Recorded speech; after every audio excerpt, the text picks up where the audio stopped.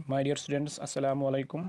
हम पढ़ रहे थे वन असाइनमेंट का 6th चैप्टर एग्रीकल्चर, और आज जो हम पढ़ने जा रहे हैं वो है मेजर क्रॉप्स बेटा कि कौन कौन से बड़े फसलें उगाई जाती है दुनिया भर में। अगर हम बात करेंगे पहले राइस की बेटा, चावल एज नो इट बेटा, राइस जो है बेटा ये दुनिया भर में सबसे बड़ा क्रॉप माना जाता है, और ये इन इलाकों में पाया जाता है बेटा जहाँ पर टेम्परेचर बहुत ज़्यादा होता है।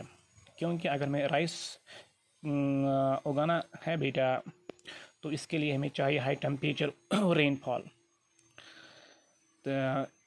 तो इसके साथ साथ ये उस ज़मीन पर इसकी काश्तकारी होती है बेटा जिसको हम कहते हैं एलुवियल क्लाइवी सॉइल। मीन्स ये वो ज़मीन है जो पानी को अंदर रखते हैं बेटा, रिटेन वाटर का था। क्योंकि जो राइस होता है बेटा, राइस की काश्तकारी, इसको पानी बहुत ज़्यादा की ज़रूरत पड़ती है। अगर हम बात करेंगे दुनिया भर में जो चाइना है वो सबसे ज़्यादा प्रोड्यूस करता है राइस। इसके बाद अगर हम बात करेंगे इंडिया जो सेकंड नंबर पर आता है, और इसके बाद जो जापान, श्रीलंका एंड इजिप्ट। अगर हम इंडिया में बात करेंगे सबसे ज़्यादा जो राइस प्रोड्यूस होता है वो होता है बेटा वेस्ट बंगाल में, और वहाँ पर तकरीबन साल भर में 2 या 3 बार राइस की काश्तकारी होती है। Now second one is wheat. Wheat जो बेटा गंदम जो होता है बेटा, गंदम को तकरीबन मॉडरेट टेम्परेचर चाहिए, ना ज़्यादा गर्मी ना ज़्यादा सर्दी बेटा, और इसके साथ साथ थोड़ी सी रेनफॉल भी चाहिए। और इसके साथ अगर उसको जो हार्वेस्ट की टाइम है उस टाइम उसको ब्राइट सनशाइन चाहिए, टेम्परेचर चाहिए। मगर जो वीट है ये उस ज़मीन पर उगाया जाता है जो ड्रेनेड है बेटा, ड्रेनेड लोमी सॉइल, जिसमें पानी टिके ना बेटा। वो ज़मीन जिस पर पानी टिके ना मीन्स सैंडी सॉइल। अगर हम बात करेंगे दुनिया भर में जो यूएसए है बेटा, या कनाडा या अर्जेंटीना है बेटा, और इंडिया, जहाँ पर वीट की काश्तकारी होती है बेटा। अगर हम बात करें इंडिया में इसकी जो उसका टाइम होते हैं वो है बेटा विंटर, मीन्स ये है rabi crop. Now next one is millets बेटा। जी बेटा, जो ये जो मिलेट्स है बेटा, एक्चुअली जिसको हम बाजरा भी कहते हैं उर्दू में, ये उन ज़मीनों में उगाई जाती है जो लेस फर्टाइल होते हैं बेटा, जो लेस फर्टाइल होते हैं उन ज़मीनों, या सैंडी सॉइल जिस पर सैंड है बेटा, या जहाँ पर सैंड है, ये उन ज़मीनों में इनकी काश्तकारी होती है, और इसको लो रेनफॉल चाहिए और मॉडरेट टेम्परेचर चाहिए। इसके साथ साथ अगर हम बात करेंगे एग्जांपल की, ज्वार है, बाजरा है, रागी है बेटा, ये ऐसे बेटा मिलेट्स है जो उगाए जाते हैं इंडिया में। इसके साथ अगर हम बात करेंगे अदर कंट्रीज़ में जहाँ ये पाया जाता है वो है Nigeria, China and Niger. Now next one is maize, मक्की की काश्त। मक्की एज यू नो इट, इनको चाहिए बेटा मॉडरेट टेम्परेचर, इसके साथ rainfall, as you know it rainfall is most important, and lots of sunshine, और सनशाइन भी चाहिए बेटा। एज यू नो इट, ये भी उस ज़मीन पर उगाया जाता है जो वेल ड्रेनेड है, जिस पर पानी टिके ना बेटा, जिस पर पानी टिके ना बेटा। एज यू नो इट अगर हम बात करेंगे दुनिया में सबसे ज़्यादा जो मेज़ की काश्तकारी होती है वो होती है बेटा इन नॉर्थ अमेरिका में बेटा। इसके बाद Brazil, and third one is India, के साथ Russia, Canada and Mexico. And now next one is cotton. Cotton as you know it बेटा, इसको चाहिए बेटा हाई टेम्परेचर।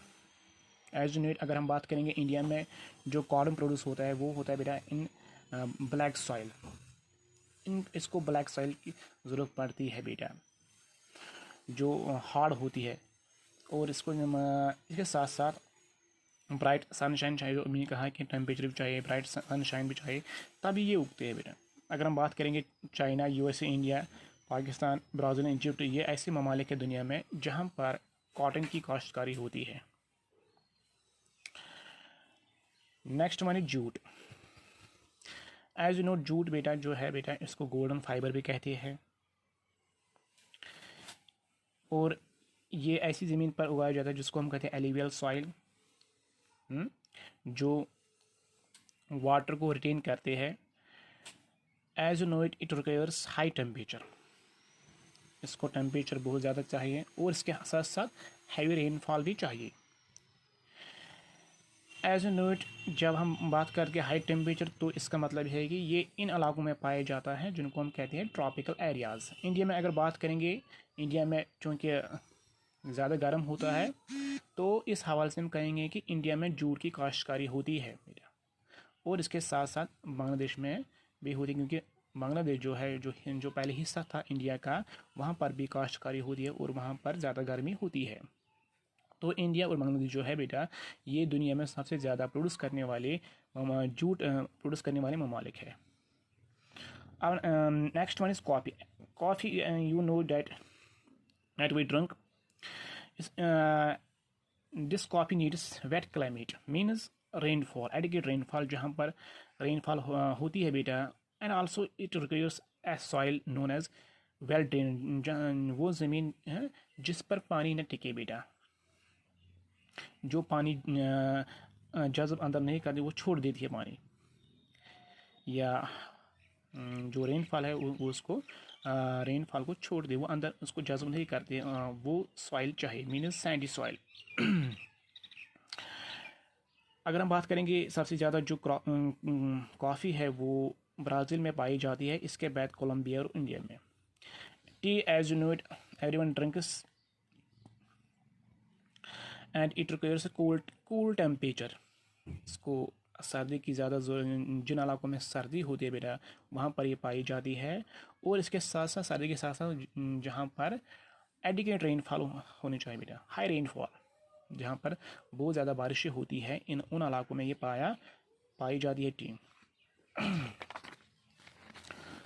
इसके साथ साथ इसको भी जो ड्रेनेज सॉइल है बेटा वो चाहिए जिस पर पानी न टिके, और इसके साथ साथ इसको जनरल स्लोप चाहिए बेटा, जो ऐसे जो बात करें लाइक बेड्स, लाइक है जेंटल स्लोप्स, जहाँ पर स्लोप है ज़मीन पे बेटा, थोड़ी सी हिल होती है बेटा, जिनको बाद में वो चेंजेस करते हैं इन बेड्स में, तो इस टी को वही ज़मीन चाहिए।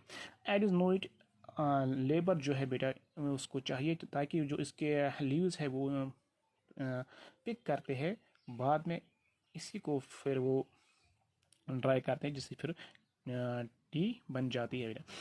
एड इज़ नो, अगर हम बात करेंगे कि इंडिया में सबसे ज़्यादा टी बनाई जाती है, या कीनिया में, चाइना में, श्रीलंका में, या ऐसे ममालिक की दुनिया में जो best quality of T produce करते हैं दुनिया में। बाकी बस।